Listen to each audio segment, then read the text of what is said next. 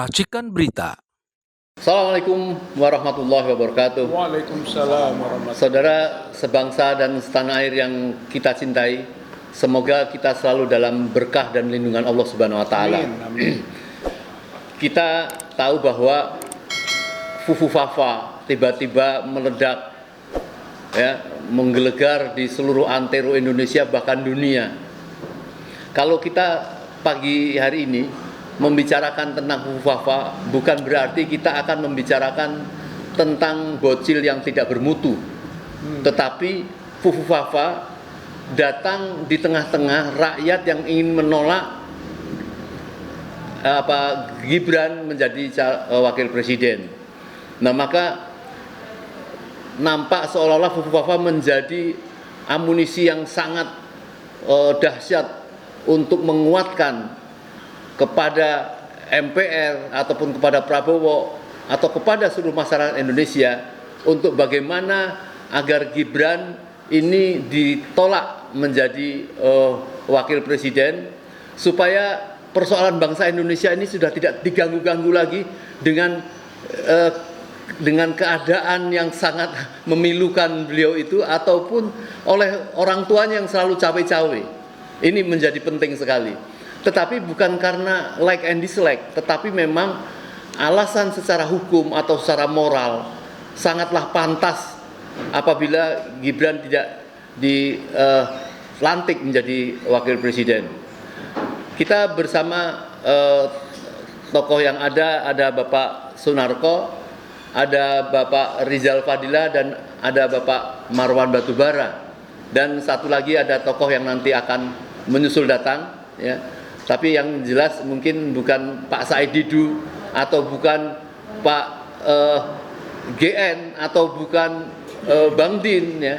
Nanti khawatir nanti ada orang kemudian menyerbu, mengganggu. Tetapi kita memilih tempat ini di tengah-tengah Ragunan ini memang sengaja untuk menjaga keamanan.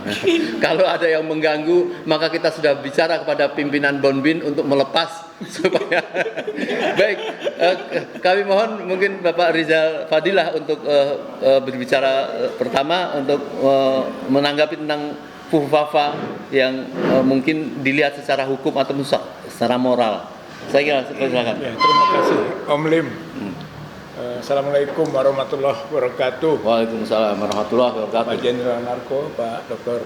Marwan yang saya hormati, bahwa Gibran Rakabuming Raka ini memiliki cacat yang sempurna, sehingga memang tidak layak, tidak pantas untuk dilantik sebagai wakil presiden pada tanggal 20 Oktober yang akan datang. Kesempurnaan cacat itu, bahasa Arabnya itu aib tamaman, atau bahasa Inggrisnya perfectly flawed, cacat sempurna. Cacat sempurna. Pertama, cacat demokrasi. Setelah KPU menerima pendaftaran Gibran dan juga waktu itu paket Prabowo, kemudian DKPP menghukum KPU atas kesalahannya sebelum ada perubahan PKPU sudah menerima, maka itulah kita sebut cacat demokrasi, ya, karena KPU itu institusi dari demokrasi. Yang kedua adalah cacat konstitusi, yaitu ketika Mahkamah Konstitusi membuat aturan yang menjadi kewenangan DPR seharusnya, itu putusan MK 90, bid'ah itu nambah-nambah gitu, ya, sehingga Gibran lolos. Saya kira kemudian jadilah kualifikasi bagi Gibran itu cacat konstitusi. Yang ketiga, cacat hak asasi, karena Komisi Tinggi, ya, High Commission of Human Rights itu sudah menetapkan bahwa Indonesia termasuk pelanggar HAM, dan pelanggaran HAM-nya itu adalah cawe-cawenya Jokowi dan lolosnya Gibran, gitu, ya. Jadi Gibran itu cacat hak asasi manusia. Dan yang keempat, cacat moral dan cacat agama. Nah, inilah kasus Fufu Fafa gitu ya. Jadi dia menyempurnakan gitu. Menyempurnakan cacat demokrasi, cacat konstitusi, cacat hak asasi, dan sekarang cacat moral dan cacat agama. Dari sisi keagamaan, konten Fufu Fafa itu kan kita tahu isinya juga menyerang, menyinggung, menista Nabi Muhammad SAW. Ya, kira ini masalah keagamaan yang serius.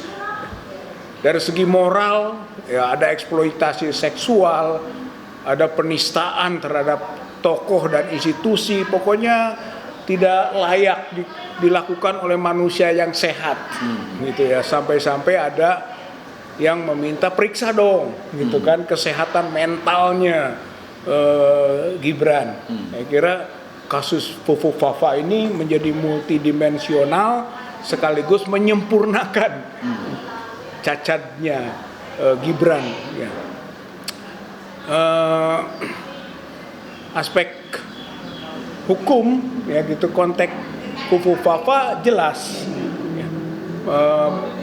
Pakar hukum tata negara Pak Refli Harun mengingatkan itu pelanggaran berkaitan dengan Undang-Undang Pemilu, Undang-Undang Nomor 7 tahun 2017 pasal 169J, yaitu tidak memenuhi syarat karena melakukan perilaku yang tercela.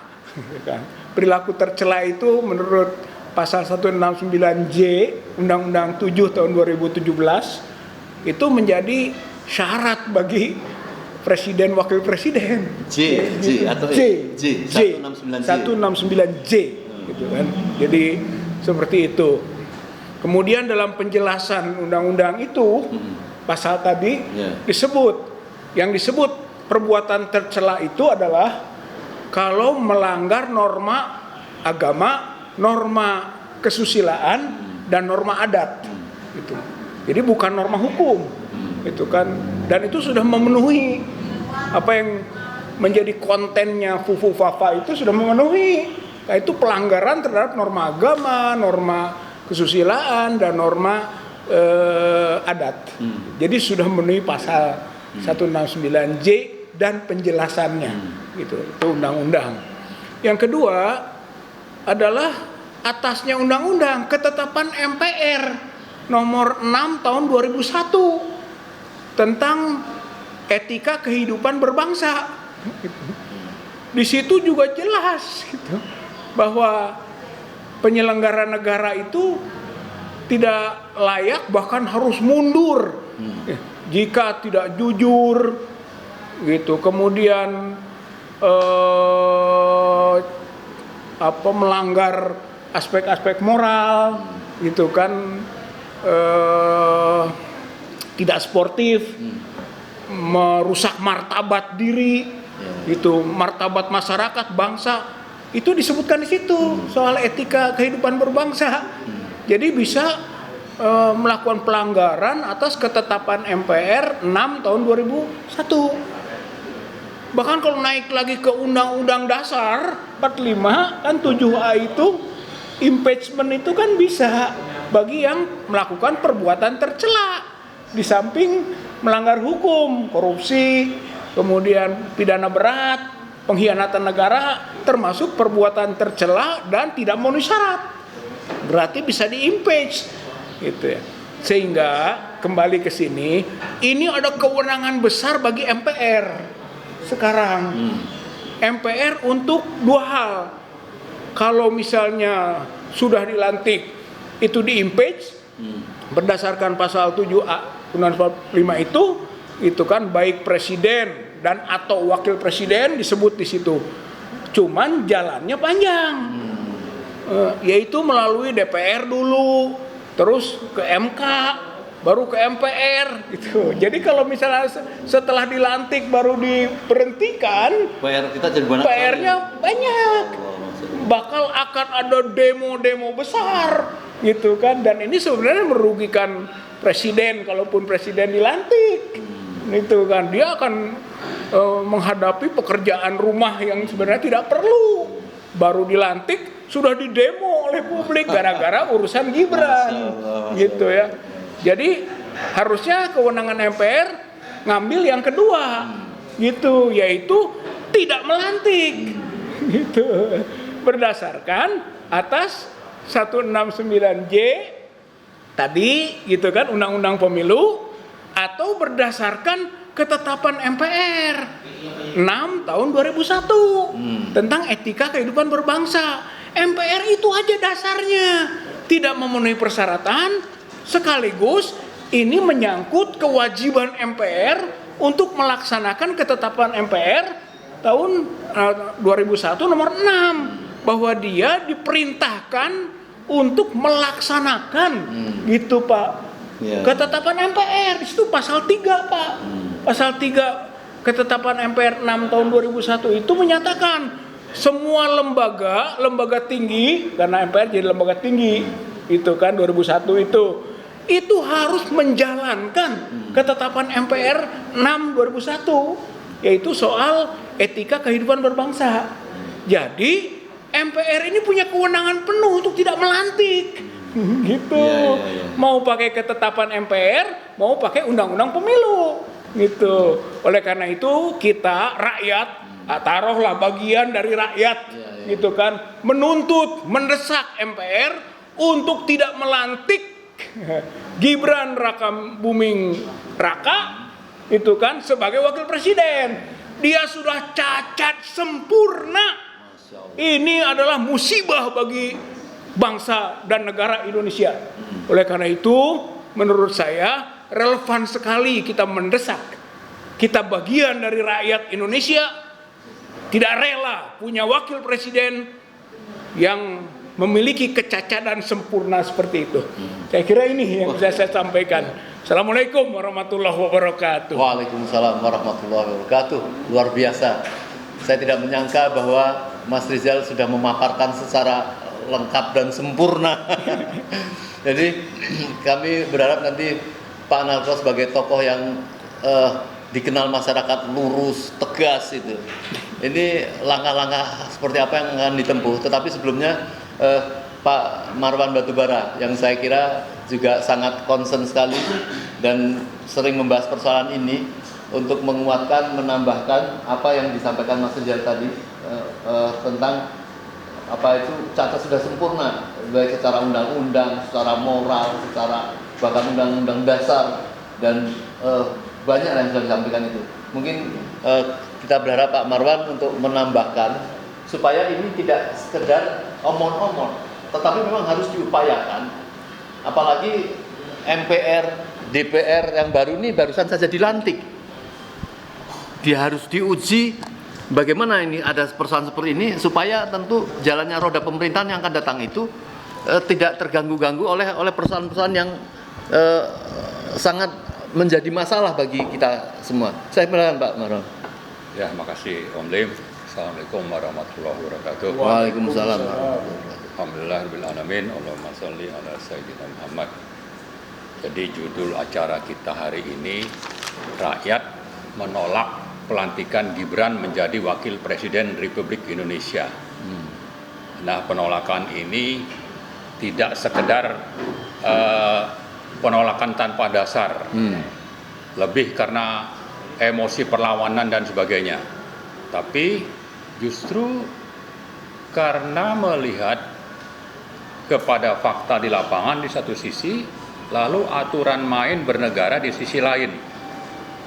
Bahwa negara ini adalah negara hukum, maka bicara tentang adanya pelanggaran itu dilihat apa yang dilanggar dan delik apa yang dilanggar seperti itu, lalu dari situ nanti harus ada keputusan yang diambil. Nah, lembaga-lembaga yang mengambil keputusan ini bisa saja memang lembaga-lembaga yudikatif seperti MK maupun Mahkamah Agung misalnya, atau pengadilan berbagai tingkat, apakah PN atau sampai ke MA tadi. Tapi selain itu juga bisa melalui lembaga politik seperti DPR, MPR, dan DPD. Nah, saya kira tidak harus terpaku bahwa ini harus di lembaga yudikatif misalnya. Lembaga politik seperti MPR pun saya kira eligible untuk melakukan proses terhadap adanya hal-hal yang melanggar hukum tadi. Nah, karena itu kalau kita melihat misalnya objek yang memang menjadi pembahasan kita hari ini, yaitu bahwa Gibran itu memang tidak qualified karena adanya pelanggaran aturan, tapi juga karena secara individual, personal itu punya masalah. Ada masalah cacat moral, ada masalah cacat mental. Dan itu diatur kalau cacat moral seperti apa, cacat mental seperti apa.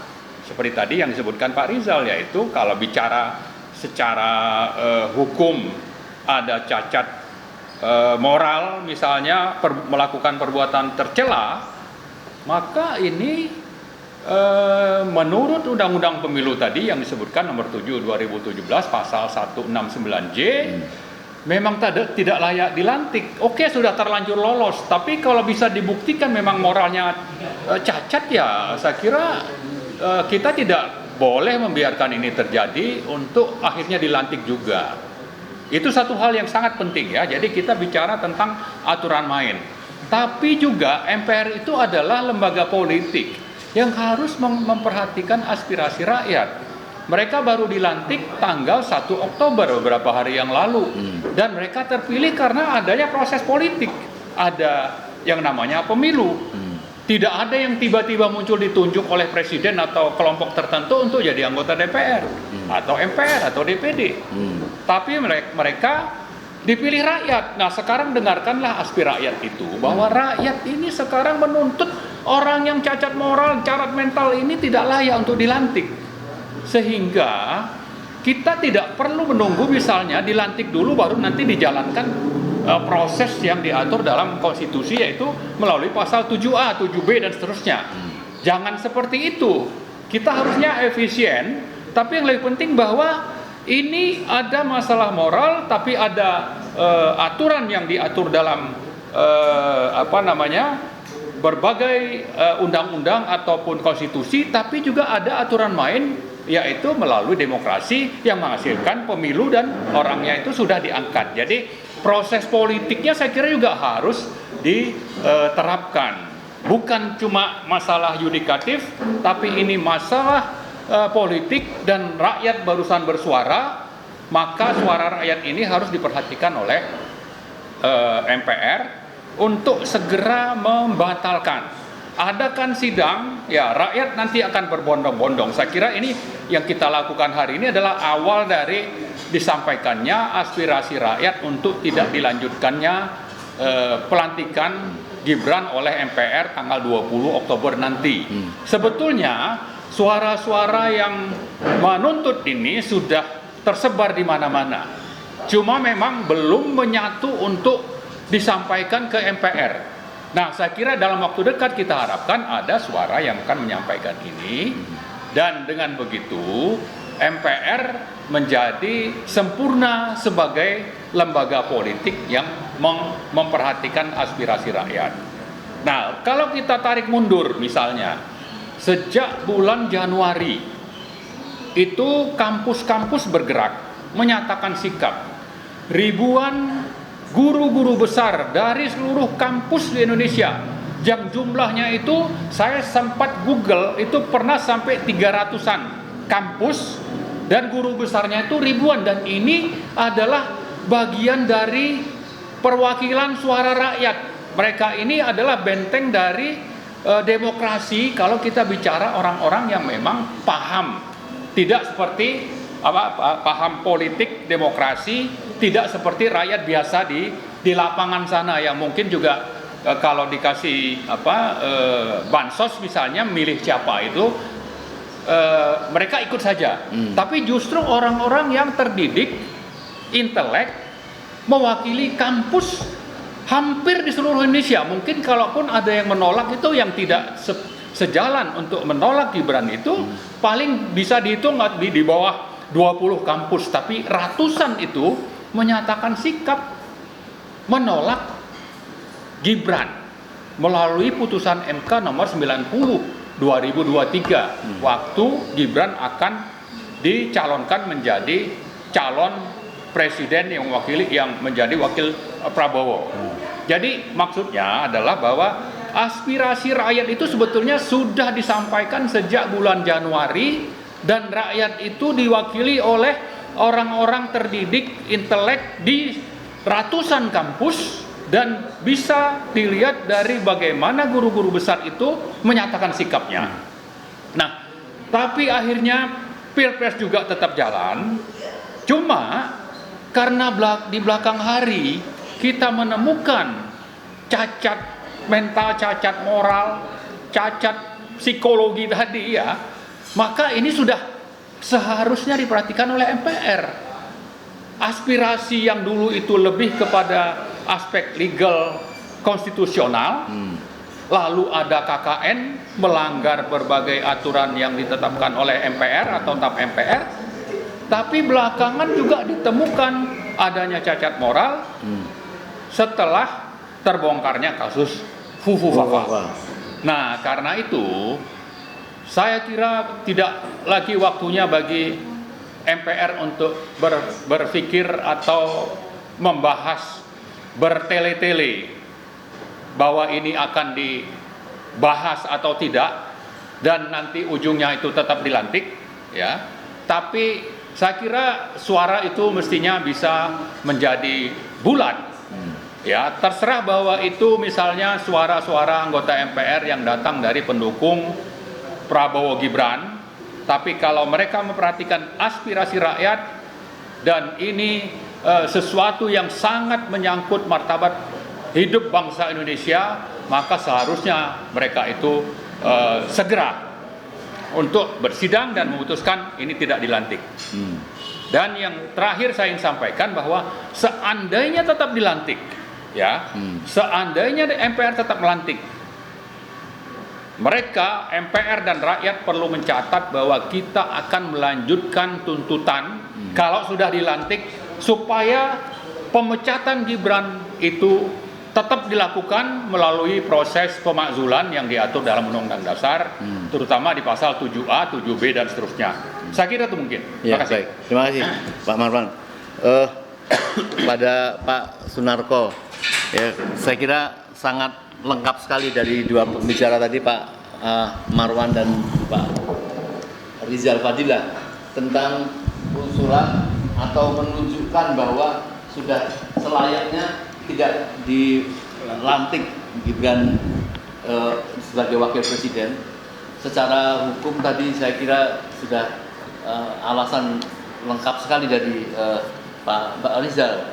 Nah, Pak Narko melihat tahu antusias keinginan masyarakat untuk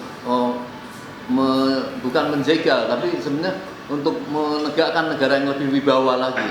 Sangat tidak pantas untuk dilantik kalau menurut Pak Marwan dan Pak Rizal Fadilah. Sebelumnya saya juga minta nanti Pak Narko menanggapi apakah itu ada kaitannya dengan kenapa waktu pelantikan di DPR itu tidak datangnya Gibran itu, apa karena memang sudah merasa minder dan rakyat atau anggota DPR dan MPR nampak tidak mau ada tepuk tangan sedikit pun pada Jokowi? Apa kemarahan itu rakyat pada rezim itu ada kaitannya terhadap itu? Saya silakan Pak Narko. Warahmatullahi wabarakatuh. Waalaikumsalam warahmatullahi. Salam sejahtera bagi kita semua. Sudah lengkap sebenarnya ulasan masalah Gibran dengan akun Pupu Papa yang sekarang sedang jadi trending topik.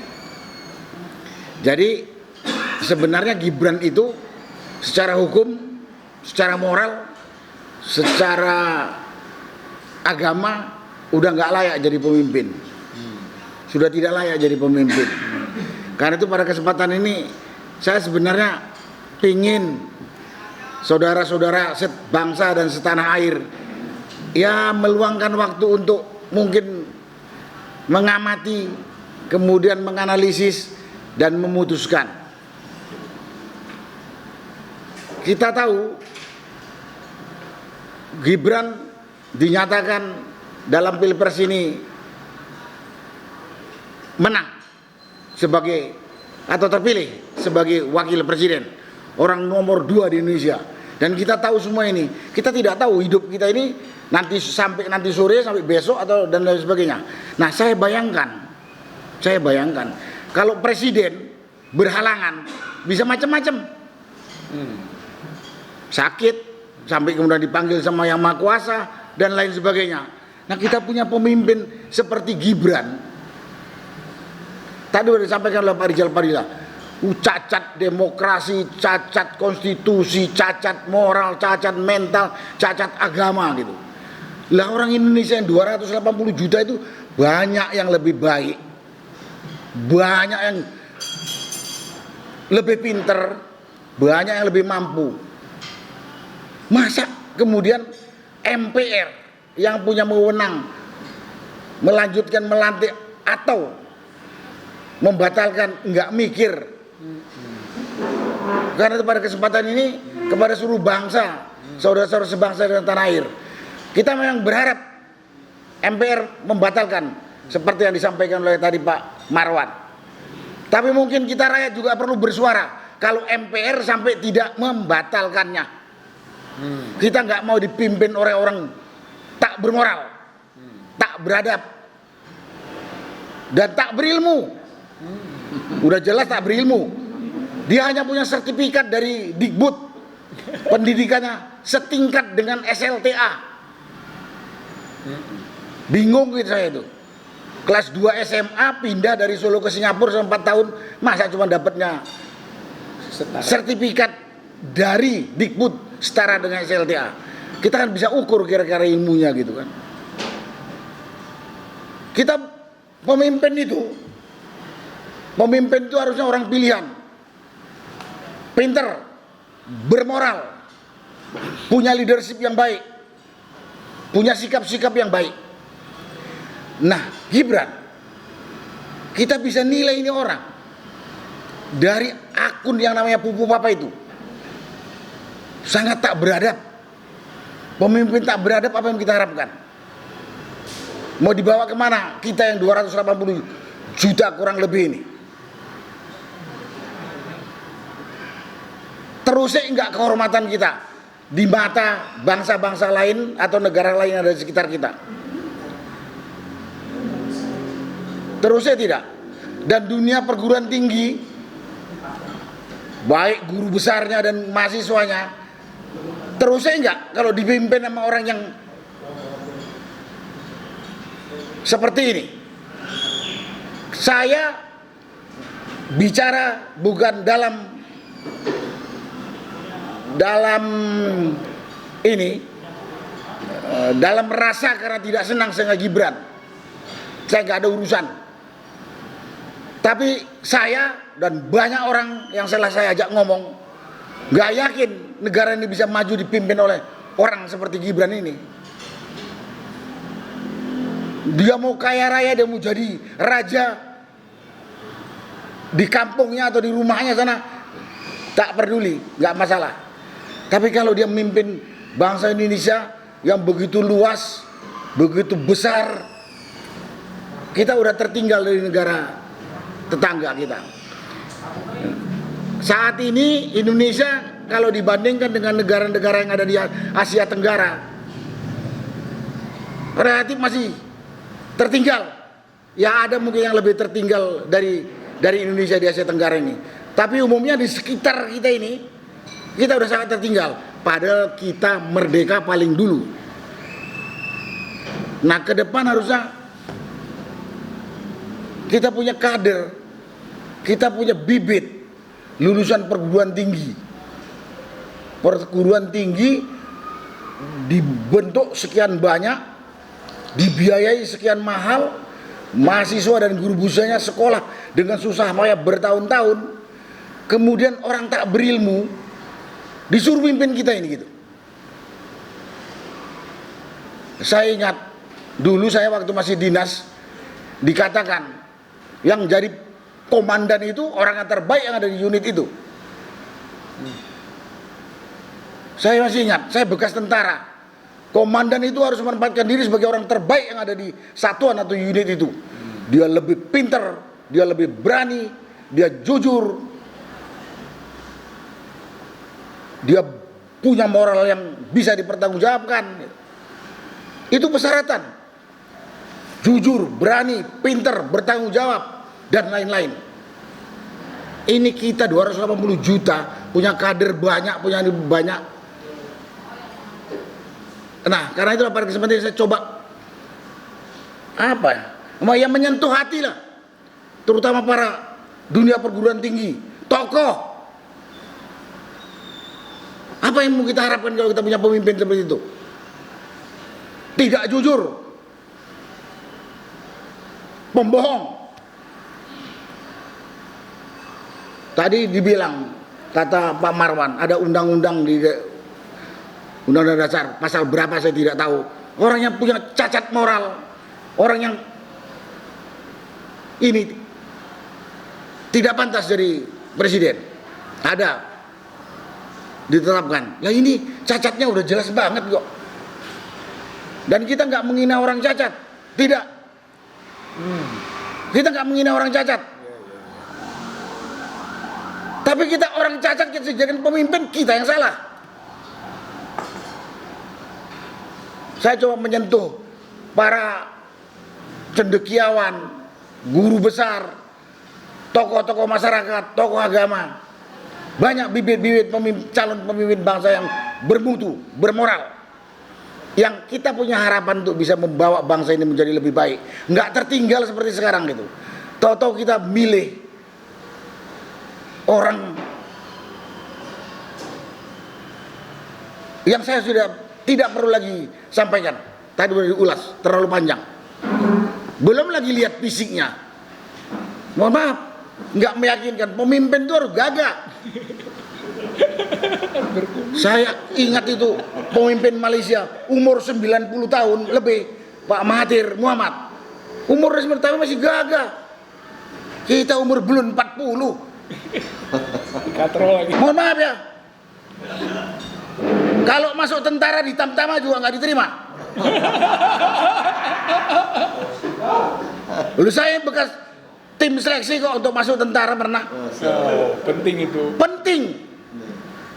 Tampil gagah. Karena itu tampil performan kita pertama itu tampil depan publik itu kesan pertama ini orang hebat. Gitu. Setelah itu baru dari sikapnya. Nah ini juga sekaligus saya menyinggung para pendukung fanatiknya dia. Saya tahu para pendukung fanatiknya itu dapat makan atau dapat hidup dari dia. Tapi ngerti deh, bangsa ini mau dibawa kemana setelah ini gitu. Setelah ini. Jadi saya melihatnya dari situ. Kalau dari sisi hukum udah jelas nggak perlu. Siapa ya?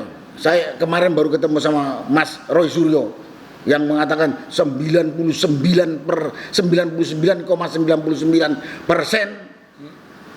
akun Pupu Papa itu punya Gibran. Isinya sangat nggak bermoral, sangat tak beradab, sangat tak beretika. Itu mau jadi pemimpin kita. Bahkan kata Roy bilang sebenarnya instansi negara ini juga tahu kalau itu Gibran, cuma nggak berani ngomong saja katanya. Dan ini seorang pakar IT ngomong ke saya gitu. Dan saya kemarin juga baru ketemu sama Pak Repli Harun yang katakan secara hukum dia udah bisa ditolak untuk tidak dilantik. Jadi kalau ini juga dilantik, ya kita bisa bayangkan MPR ini seperti apa orangnya. Ya mudah-mudahan salah ini bukan saya. Tapi kita rakyat yang nggak pingin dipimpin oleh pemimpin yang tak bermoral, tak bermutu. Karena kita takut belakang hari Indonesia ini jadi bangsa yang memalukan di dunia ini. Kita tetap harus siap bersuara sebelum dilantik sekarang agar MPR membatalkan pelantikan Gibran. Kalau kita nggak bersuara seperti ini, lenggang saja, karena manusia ini nggak punya malu. Ya mungkin yang ngusung-ngusung dia juga nggak punya malu gitu. Dia nggak mikir kelanjutan kehidupan berbangsa dan bernegara. Hanya mikir dirinya sendiri. Hanya mikir. Karena itulah, mari kita bersuara. Saya terus terang menolak Gibran dilantik jadi wakil presiden. Saya tidak yakin dia bisa jadi pemimpin bangsa ini yang bisa mengharumkan bangsa ini. Dan saya yakin juga banyak teman-teman saya. Tapi mari kita bersuara. Itu hak kita. Kita perlu dipimpin oleh orang yang bermutu, orang yang mampu, orang yang punya ilmu, orang yang jelas. Kita 10 tahun ini oleh bapaknya si Gibran ini kita, kehidupan berbangsa bernegara kita paling jelek dibandingkan dengan 6 presiden sebelumnya. 6 presiden sebelumnya. Nanti lagi dipimpin sama yang ini, lebih parah. Itulah yang bisa saya sampaikan. Intinya berharap MPR batalkan. Kalau tidak, rakyat kita bersuara. Bukan karena benci pada Gibran, tapi kita tidak mau hancur negara kita karena dipimpin orang tak bermutu dan tak bermoral. Iya. Itu masalah sekarang. Sekian yang bisa saya sampaikan. Kemudian tadi ada pertanyaan dari Pak ini, masalah katanya kemarin Jokowi nggak dapat aplaus di DPR. Dan Gibran Si Gibrannya nggak ada. Ya, kita udah nggak perlu tanya ke saya lah. Semua kita tahu kepercayaan rakyat sudah nggak ada sama Joko Widodo. Si Gibran kira-kira begitu. Kira-kira dugaan. Ini bisa dilihat kemarin dia hadir pada ulang tahun TNI di Monas.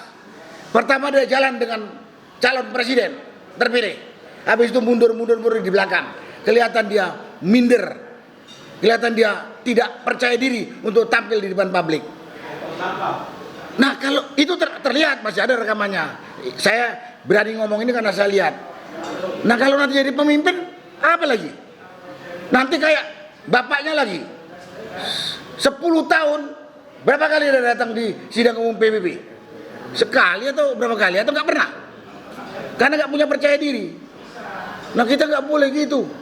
Kita lihat banyak pemimpin di negara-negara tetangga kita, biar muda, biar tua, dia berani berdiri tegak di forum antar bangsa dengan gagah. Ini kehormatan bangsa loh, yang 280 juta orang.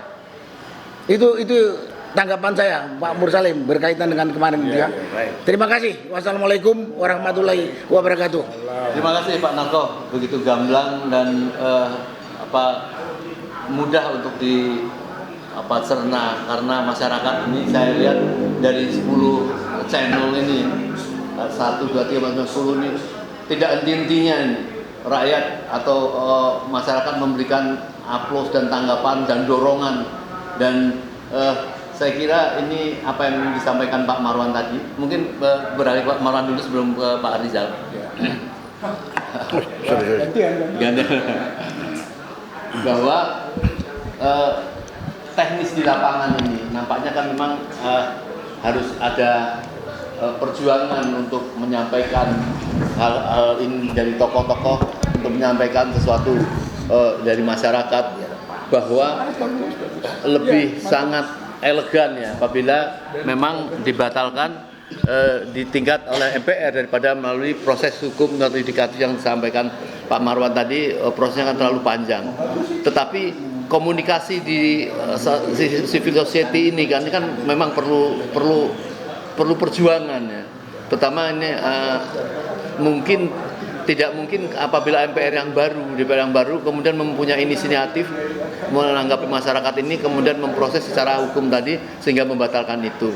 Tentu harus ada dorongan-dorongan daripada tokoh, bagaimana cara mengkomunikasikan kepada DPR, MPR, DPD untuk agar hal ini betul-betul menjadi perhatian, supaya ongkos bukan dari sisi materi tetapi ongkos politik, ongkos waktu, ongkos segala macamnya itu menjadi lebih efektif. Silakan Pak Marwan. Ya, jadi saya kira soal ongkos atau biaya yang harus dikeluarkan itu satu hal yang bisa saja kita harus ambil seandainya itu lebih mahal. Karena yang lebih penting adalah, yang lebih prinsip itu adalah soal kesepakatan kita bernegara itu ada dasarnya. Ya. Ada falsafah negara Pancasila, ada konstitusi, lalu ada reformasi ya untuk mengembalikan lagi ke cita-cita awal berdirinya negara Indonesia. Lalu ada sejumlah undang-undang dan peraturan yang menjadi rujukan, yang kalau kita bilang kita negara hukum, maka ini harus menjadi panglima. Hukum menjadi panglima. Nah, setelah itu pijakan utama. Nah, kalau memang bisa dilakukan dengan efisien tanpa harus lewat proses pemakzulan 7A, ya kenapa tidak begitu kan? Itu. Jadi tetap pokoknya dasarnya adalah penegakan hukum karena negara hukum, tapi kalau bisa penegakan hukum ini ditempuh dengan ongkos yang lebih murah atau efisien, itulah yang sedang kita upayakan. Itu satu hal. Kemudian rakyat perlu diingatkan bahwa 10 tahun Jokowi berkuasa itu sudah menghasilkan banyak kerusakan. Ya, rusaknya demokrasi, dihianatinya konstitusi, Pancasila, lalu juga dihianatinya kemanusiaan, kerakyatan, dan keadilan. Ini seolah sudah tidak ada, dampaknya sudah kita rasakan. Misalnya soal penggusuran, ya, penggusuran yang ada di Rempang, di Wadas, kemudian di PIK dan di berbagai tempat lain, itu sudah dirasakan oleh masyarakat. Kemudian tingkat kemiskinan itu justru bertambah, hutang negara itu meningkat, hidup makin susah. Lapangan kerja akhir-akhir ini itu justru semakin sempit atau pengangguran meningkat. Nah, dampak seperti ini ya tidak lepas dari bagaimana Jokowi menggunakan kekuasaannya. Berkuasa dengan menghalalkan segala cara anti demokrasi, hianat konstitusi, hianat reformasi. Ya, itu sudah sangat nyata fakta di lapangan seperti itu. Nah, ini kalau ada kesempatan untuk, nah di sisi lain dengan nafsu berkuasa, mencengkeram kekuasaan yang semakin meningkat dari Jokowi, setelah gagal untuk berkuasa 3 periode, maka penghalalan segala cara tadi ditempuh dengan menaklukkan DPR, menaklukkan MK, yang menghasilkan Gibran si Fufu Fafa. Ya, jadi kalau kita lihat rentetan yang seperti ini sudah menghasilkan sesuatu yang rusak bagi negara dan rakyat, maka rakyat mestinya itu menggunakan suaranya untuk rame-rame lah kita. Mari berbondong-bondong datang ke MPR supaya tadi proses yang lebih efisien tanpa menunggu dilantik ini bisa terlaksana. Sebelum pelantikan ya. Sebelum Jadi pelantikan. waktunya dalam 2 minggu, 3 minggu ini. Sebelum betul. Jadi mulai besok atau lusa itu kita sudah harus mulai bergerak menyampaikan aspirasi. Nah, lalu setelah rakyat menyampaikan aspirasi, presiden terpilih juga harus memperhatikan ini. Apalagi kalau dia setia dengan 7 sumpahnya itu, ya. Sabta Marga TNI, ya kan, antara lain itu dia harus adil, memperhatikan suara rakyat dan memperhatikan misalnya Pancasila itu amanatnya apa, konstitusi itu apa, dia harus dengar ini. Dan kalau memang rakyat menyampaikan aspirasi seperti itu, maka sudah waktunya Prabowo juga saya kira bisa bersikap dan mendorong Gerindra misalnya, atau partai-partai yang selama ini mendukung untuk terpilih menjadi presiden 2024 ini ya, barusan Pilpres 2024-2009, maka sudah waktunya Prabowo juga bersikap.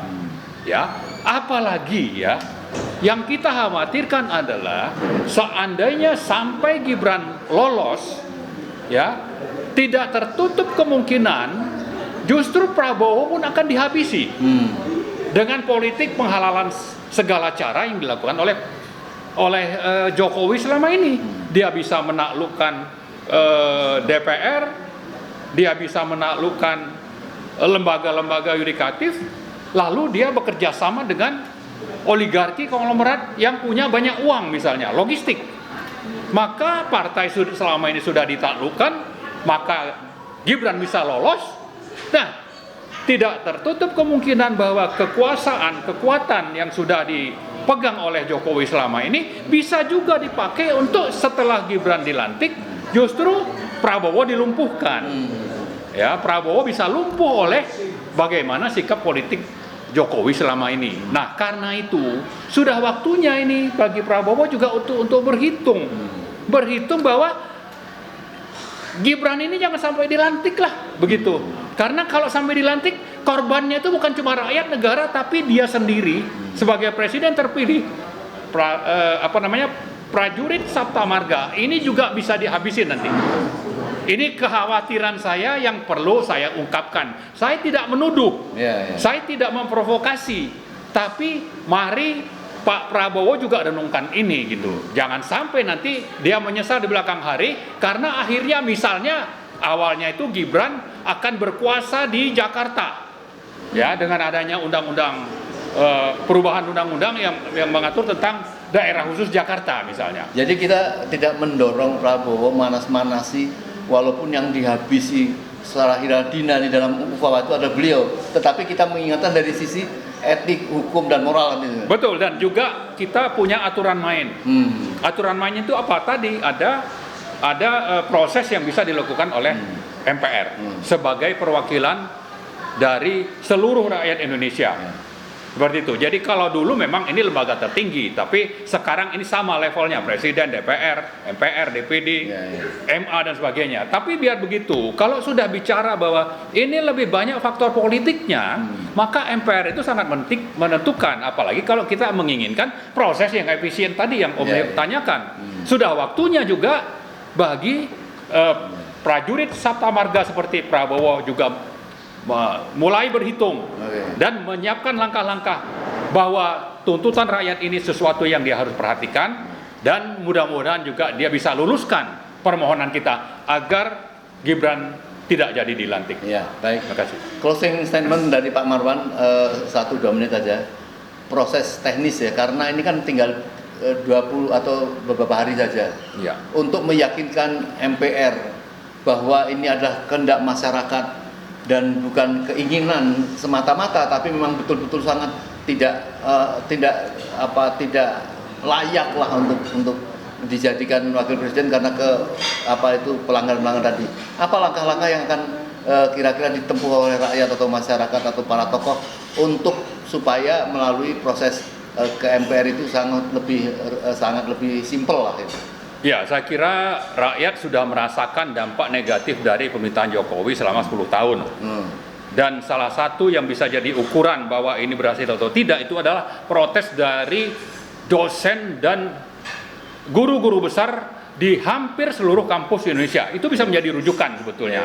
Ya. Nah, karena itu saya kira bukan cuma rakyat, tapi para dosen, para guru-guru besar di kampus ini, saya sangat berharap juga teman-teman aktivis LSM dan sebagainya itu untuk datang berbondong-bondong ke MPR, DPR, MPR, DPD, Kompleks Senayan. Kapan? Ya, kalau bisa mulai besok, tapi ini perlu kita lakukan secara masif dan berkelanjutan mungkin dalam waktu 5-7 hari menjelang tanggal 20. Jadi nasib Anda sebagai rakyat atau Anda sebagai dosen, guru-guru besar di Indonesia ke depan itu tergantung kepada bagaimana proses yang akan berlangsung di MPR dalam waktu 2 minggu ke depan.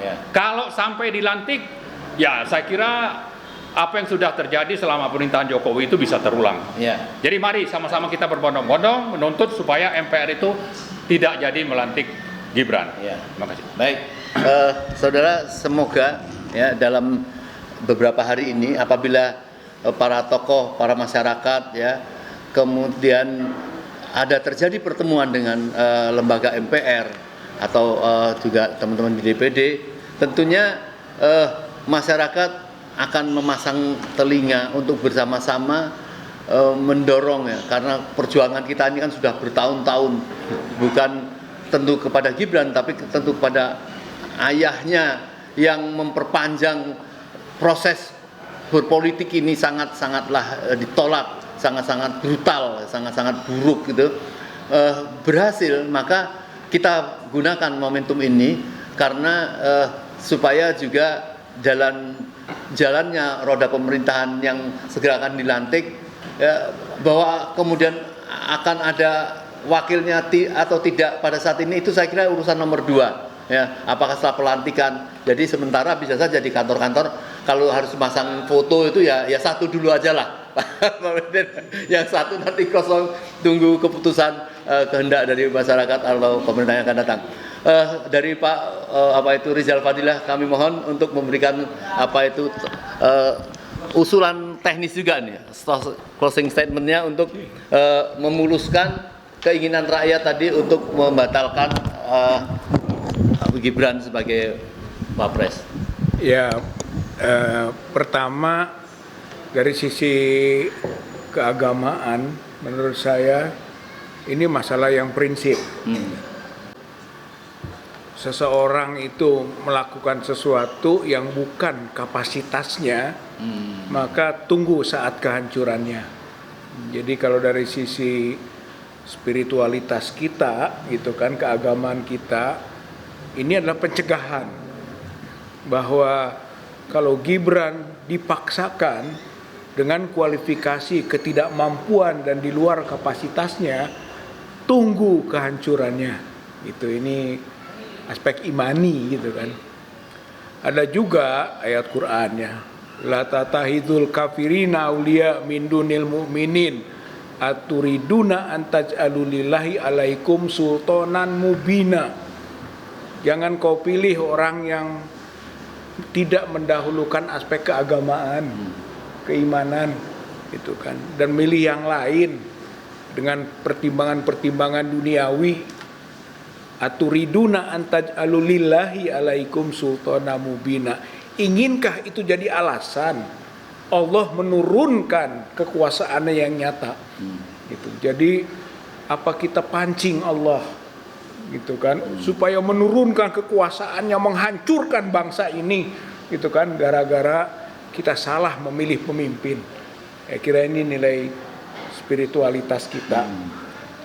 Kemudian dari sisi kenegaraan, ketatanegaraan, ini kesempatan baik buat MPR baru untuk menunjukkan kualitasnya yang berbeda dengan MPR yang lama.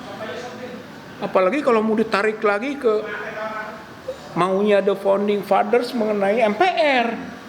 Itu kedaulatan di tangan rakyat dilakukan sepenuhnya, kan begitu, oleh MPR. Sebetulnya spiritnya harusnya MPR adalah mengembalikan marwahnya. Meskipun dia tidak menjadi lembaga tertinggi, yang itu harus jadi misi juga, mengembalikan lagi sebagai lembaga tertinggi. Tapi taruhlah tidak. Tapi dia punya kewenangan penuh sekarang dalam konteks melantik dan tidak melantik, gitu. Presiden dan wakil presiden, kewenangan ini gunakan, gitu, untuk menunjukkan dia berbeda, gitu kan, dengan MPR yang lalu. Ini ada marwah, ini punya martabat, ini betul majelis permusyawaratan rakyat. Ya, implementasi dari pasal 4 atau sila 4, gitu kan, Pancasila, kerakyatan yang dipimpin oleh hikmah kebijaksanaan dalam permusyawaratan perwakilan. Ini momentumnya, gitu. Jadi ujian pertama MPR setelah dilantik adalah tidak melantik. Gitu ya. Gibran gitu. Sukses pelantikan MPR kemarin. Tapi kalau melantik Gibran berarti pelantikan kemarin gagal. Gitu. Bahwa sebenarnya MPR podo wae, sarua wae, jeung nu baheula.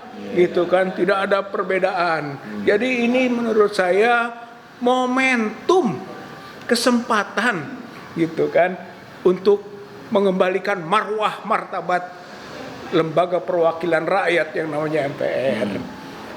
Nah, kemudian selanjutnya tentu saja kita semua sudah memahami bahwa kalaupun dipaksakan Gibran gitu kan yang cacat sempurna tadi gitu ya, maka akan menjadi beban termasuk buat Prabowo.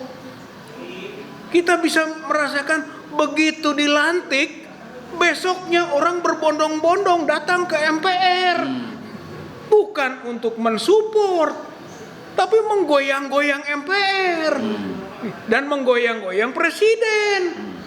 Jadi jangan bicara 100 hari kerja gitu kan presiden, gitu. Nggak perlu 100 hari, mungkin seminggu 3 hari saja sudah punya masalah besar karena kebodohan mengambil kebijakan gitu yang tidak aspiratif gitu kan, yang tidak sesuai dengan spirit bagaimana seharusnya konstitusi ditegakkan dan bagaimana seharusnya hukum juga ditegakkan dan bagaimana moral dan agama menjadi basis daripada kebaikan kehidupan berbangsa dan bernegara gitu. Saya kira ini adalah warning gitu. Jadi bolehlah yang penting lantik dulu, tapi tidak seenteng itu gitu.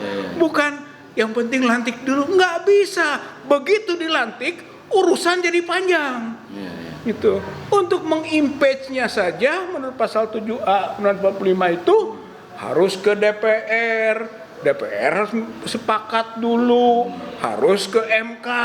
Kita tahu juga bagaimana MK, harus baru ke MPR lagi. Jadi prosedural itu berbelit gitu, lambat. Kedua, rakyat tidak akan sabar gitu kan. Berarti tadi bahasa Pak Marwan, berbondong-bondong orang datang gitu. Kalau menurut saya begitu dilantik juga, maka itu adalah magnet gitu. Magnet untuk datang rakyat ke DPR, ke MPR gitu kan, untuk menuntut sesuatu atas ketidaklayakannya gitu kan, orang yang memimpin bangsa dan negara. Kita tidak rela bangsa dan negara ini dipimpin oleh Gibran fa. Saya kira ini maksudnya ya, Pak Lim. Ya baik, luar biasa dari Mas Rizal ya, walaupun kelihatan tegas, tetapi kita jadi adem karena beliau mengingatkan bahwa pesan moral atau pesan agama. Tapi saya kira pesan agama ini sangat universal dan semua dipahami. Apabila sesuatu diserahkan kepada yang bukan ahlinya, tunggulah kehancurannya. Tentu kita tidak menghendaki kehancuran negeri kita. Siapa yang mengatakan bahwa atau yang menilai bahwa Gibran itu punya suatu keahlian? Ya.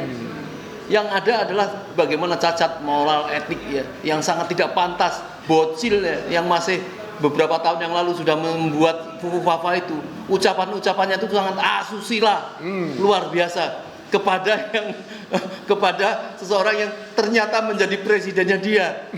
Kita tidak ingin memanas-manasi presiden untuk mengambil tindakan karena tidak sukaan, tetapi secara hukum, secara undang-undang sudah jelas-jelas tidak layak untuk diitukan. Baiklah. Sepatah dua patah kata dari Pak Narko untuk closing statement terhadap sangat penting. Ya. Ini Jenderal Gagah.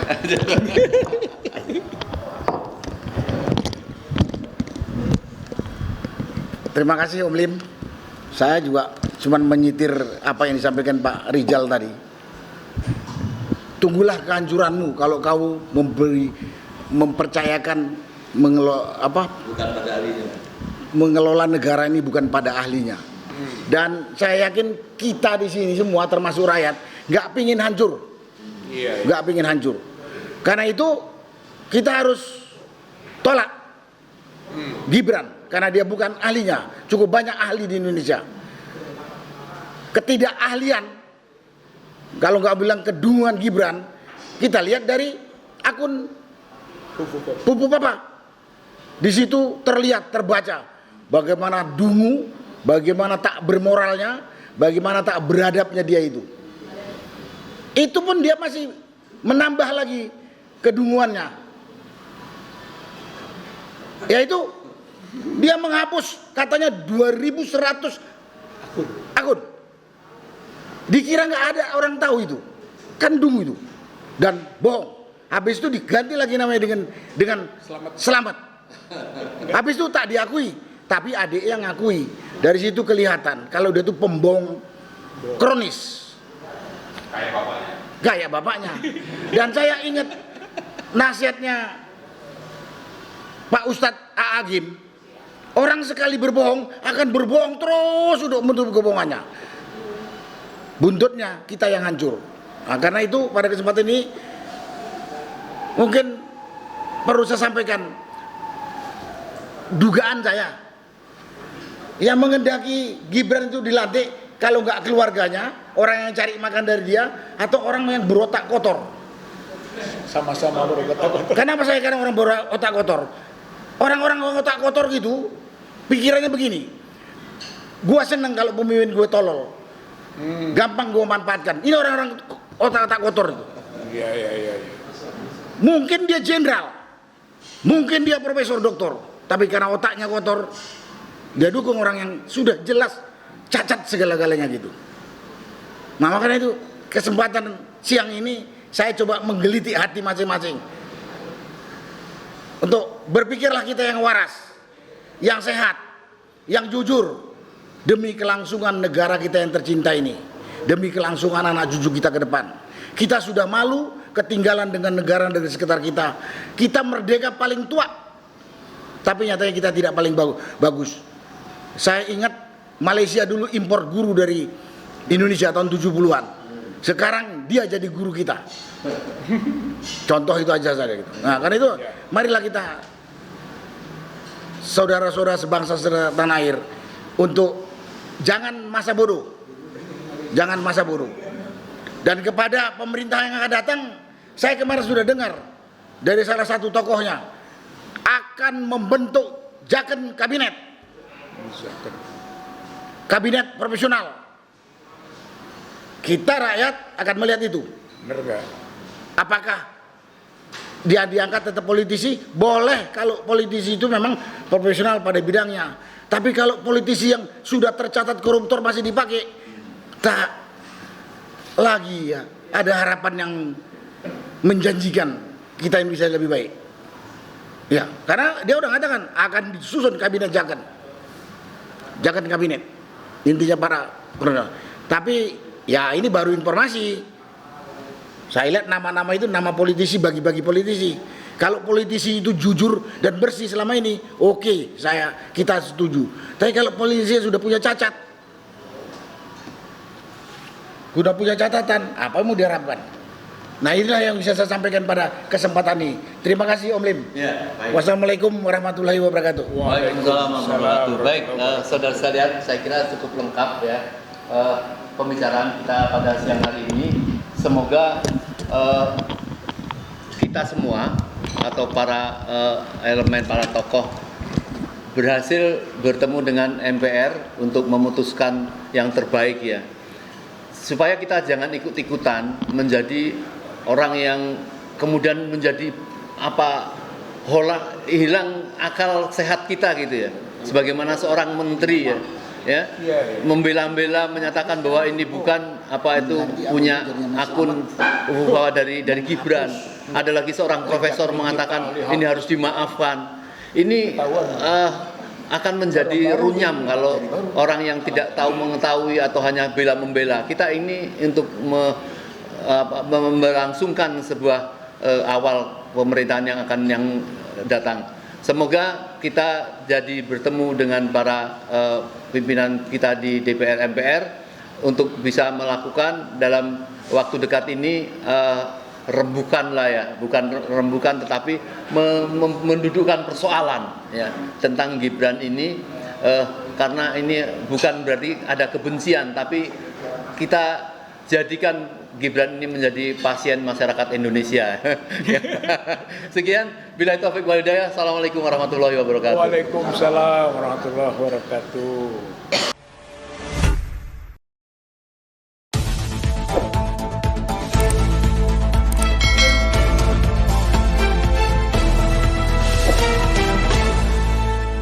Racikan Berita.